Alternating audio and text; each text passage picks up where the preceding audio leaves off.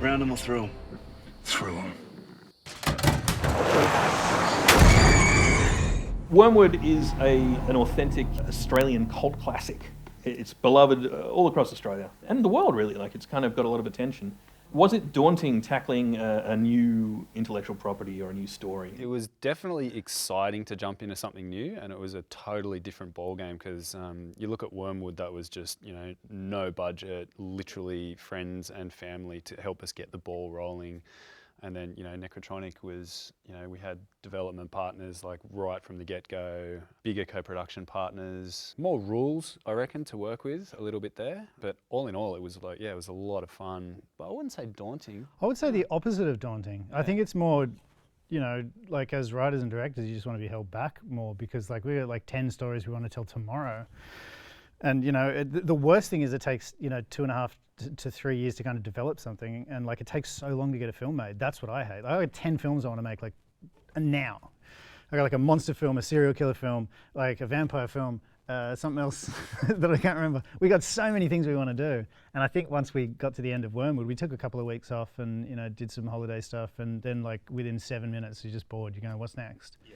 And because we just spent 4.5 years like shooting something with zombies in it, we're just like, we can't do Wormwood 2 now. It's too many zombies. We have to do something completely different.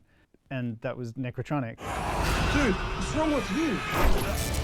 Some evil son of a bitch worked out a way to blast demons inside the internet. Now they can get you through your phones.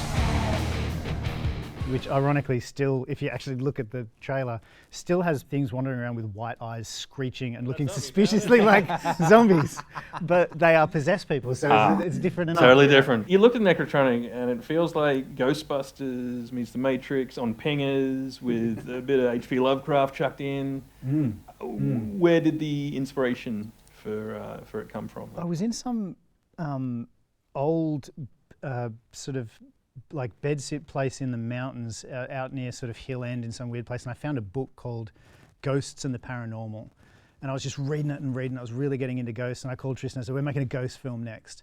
And we cooked up this thing where these people would invent a machine that would augment paranormal activity. A resonator engine. Called a resonator engine. I think you named it. You went, it will be called a resonator engine. I was like, that sounds good. And so the idea was that you'd be able to scrape the DNA out of ectoplasm from a ghost and grow a ghost in reality, and that ghost would stomp around as a monster and kill everybody. And that's not the film anymore. Okay. And then 2.5 years later, through development and co-writing with Tristan and Troy Lum and Andrew Mason came in, and they actually did a lot of story sessions with us, and we all sort of got together, and it turned into something that was a little bit more leaning towards Guardians of the Galaxy, Ghostbusters-y, Matrix-y type stuff. How did you pitch this to very conservative Australian funding bodies? It is Ghostbusters meets The Matrix, meets The Exorcist. So if you like those three things, I am the Weaver.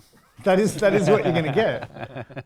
What's your pitch? I'd go, it's about people who are superpowered. They're called necromancers, and they have this power to summon demons and steal that soul and print it up using their necromancer technology through a 3D demon printing portal, and then they use ghost-powered guns to blast those demons back to hell.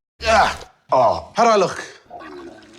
Good, really good. We do have a bit of a propensity to like jam as much ideas in there as we possibly can too. So, Necrotronic is actually pretty like, well, what the hell is going on here? Yeah. That is the pared back version. Like really, we had like another 10 things that we were trying to fit in there, and it's just like in the development process, just like, we have actually got to carve that out, and just try to streamline it a little bit. We're the Why Not Both brothers. He goes, you got to choose. And we're like, why not both? And they're like, you got to choose. And so,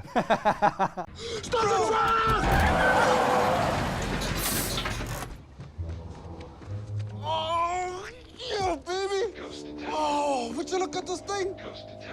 How did you end up scoring Monica Bellucci? Was she just a big Wormwood fan? She's like, fucking Wormwood, guys. Yes, mate. Yes. To be fair, there is actually no way that we would have secured Monica Bellucci unless we had a co-production with Hopscotch and E1 International Finance behind us, because Andrew knew her from The Matrix, yeah, so but he only knew her enough to get the script in the door. And she did love the script. Yeah. And she did love Wormwood, actually. She watched it and she really liked it. I still can't imagine Monica Bellucci watching them. Beautiful, just being beautiful and classy, and everything's beautiful, and she's like banging on. Go fuck yourself and fuck you and fuck this. And what does that mean in English? Like, We actually wrote her a letter as well, just telling her how much we loved her and we're like massive fans. And she just said yes. And I still pinch myself for the fact that we made a film with Monica Bellucci. The Rotten Tomatoes critic score, not amazing at this Yeah. stage. The audience score, like high 70s. Does that bother you? some of the big, really uber powerful critics gave us a little bit of a writing spanking and said, oh, you could have done this and you could have done that, and that's a bit silly, blah, blah, blah. They got a bit special about it. But they all said that it was fun and all of that kind of stuff. So, but after that, I was kind of like, oh, did we make that film?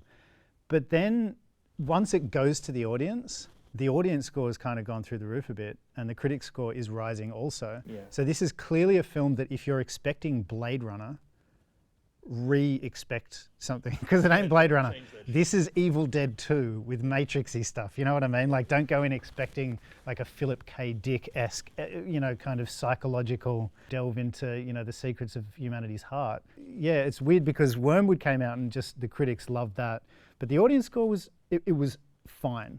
Right. And then Necro came out and the critics are like, it's okay.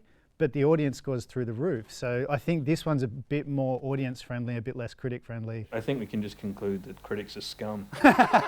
Scum. I love them because I actually go through and I just go, yep, that's Critics. mad, that's mad, that's mad. I So love he's all the allowed positive. to say it. He's allowed to say it. Yeah. They're making I'm not saying it. I love critics. Yeah, Critics I are the loved it. best. Like even the ones that, sort of slammed the story, they still were just raving about a lot of the positivity about the film. So but for we me do personally, know where you live.